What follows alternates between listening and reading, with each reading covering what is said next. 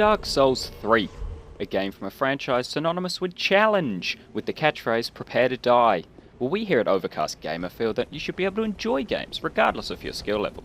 This series shows that you don't need to get good to link the fire, just a bit of jolly cooperation so you can exploit the fact that the AI can't handle being attacked from multiple directions at once. Welcome to Cheese Souls. Bloody Blighttown Remixed. Yeah, you can fix the frame rate and put a fancy new wolf covenant there, but it doesn't change the fact that it's just another bloody poison swamp.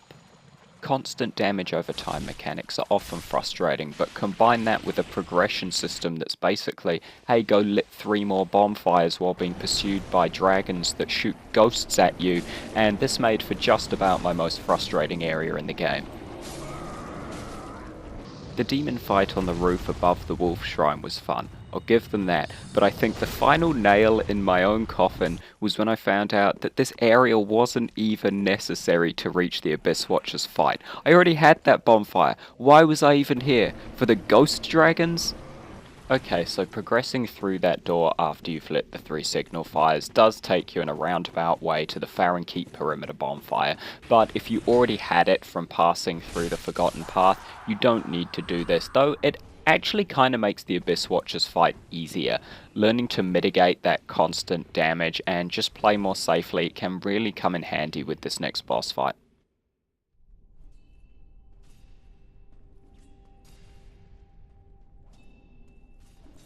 The Abyss Watchers are crazy. Quite literally, the fight opens with a cutscene of 2 of them murdering each other, and you get to deal with the survivor, so let's have fun with that.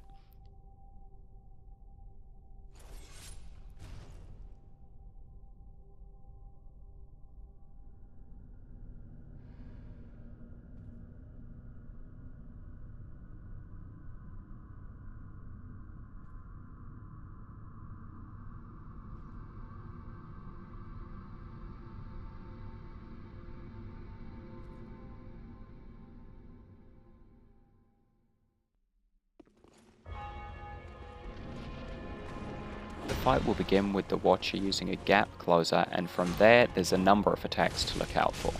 If you're up close, the daggers will swing wildly trying to break your block as quickly as possible, but if you're in medium range or long range, he'll use various arcing or thrusting attacks with his greatsword to close that distance again.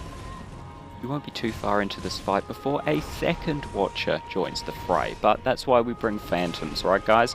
Have one of your Phantoms peel off for this new Watcher, and you keep your attention on the original. Now the Watchers have a tendency to dart back and forth between the 2 of you, so make sure that you're not tunnel visioned on your singular Watcher, and that you are aware of what else is going on in the room around you.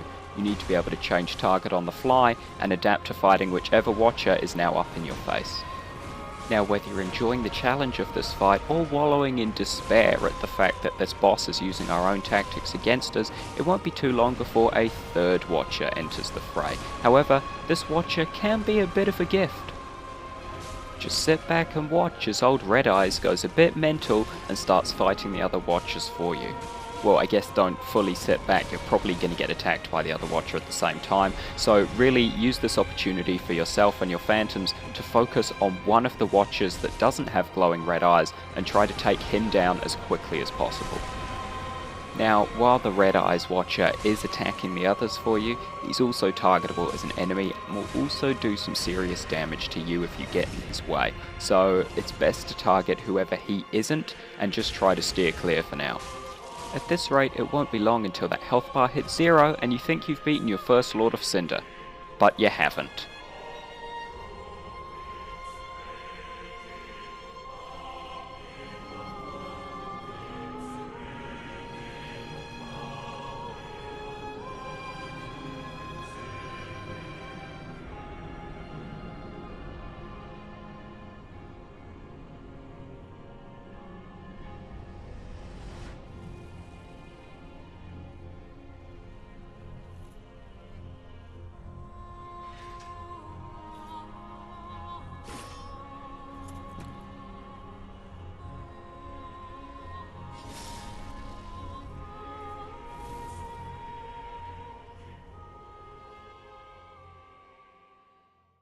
It would appear that Lords of Cinder can use consumables too, and the Abyss Watchers just became a host of embers. In this second phase, every attack will also deal fire damage. Now it's important to note that this fire damage will actually follow up as a second attack, so if you intend on blocking his attacks, make sure you have some health left for that fire. If you don't, you should be avoiding not blocking. The attacks themselves are largely unchanged from the first phase, but there is a nasty new one to look out for. He'll do a dash attack, which in itself won't do too much, but will be shortly followed by a trail of fire erupting from the ground behind the Abyss Watcher. Now if you're caught in this trail, this is a lot of damage. I've seen mages die in one hit to this, so if you see him thrusting at you, it's best to roll to the side and get clear. It's important to note the range and multi-directional capabilities of his new attacks. Think of the Abyss Watcher as having a circle around him. Divide that circle into 4, one behind, one to the right, one to the left, and one in front. Now, almost all of his frontal attacks will not only hit in front of him, but also hit to the right, to the left, and just behind to the right and left as well. So you really want to stay right up, centered behind him, or far enough back that the added range of the fire attacks still can't hit you.